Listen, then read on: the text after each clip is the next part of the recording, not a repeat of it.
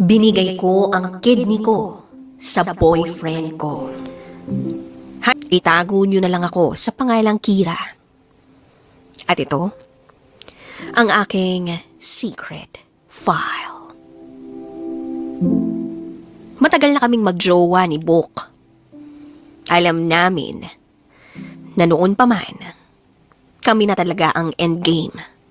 Yung tipong forever relationship ang meron kami. Pero, 3 years ago, nalaman namin na may CKD siya. Chronic kidney disease. Nagsimula lang yon sa mga simpleng sintomas tulad ng madalas niyang pag-ihi at pamamayat hanggang sa tuluyan ng nakumpirma na meron nga siyang CKD. From then on, nagdadialysis na siya. At habang tumatagal, para bang mas lumalala pa ang kondisyon niya. We were given options. Tuloy lang ang dialysis, and pag tumagal, mas marami ng sessions per week.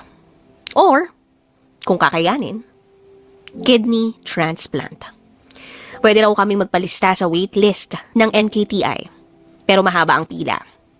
At kalamitan, naaabutan na yung iba kay hintay ng donor. Pwede rin naman daw kapamilya, kamag-anak, or kakilala. Basta compatible. Wala na ang parents ni Bok. 2 lang silang magkapatid. Yung ate naman niya nasa States. May sarili ng pamilya, plus may diabetes pa. Nagtanong-tanong na rin siya sa mga kamag-anak niya. At parang wala naman ni isa sa mga kamag-anak niya ang nag-consider na mag-donate ng kanilang organ. Gets na gets ko naman yun. Donating a kidney is a major sacrifice. Pero yun nga, ang hirap Mahirap na bigla na lang siyang mawala. Na wala akong ginawa. At ayoko mangyari yun. Mahal namin ang isa't isa. So nagpatingin ako kung pwede bang maidonate ang kidney ko sa kanya. Nagpa-test kami pareho. Compatible ba ang blood type ko sa kanya, HLA typing, and cross-matching. And it turned out, compatible kami.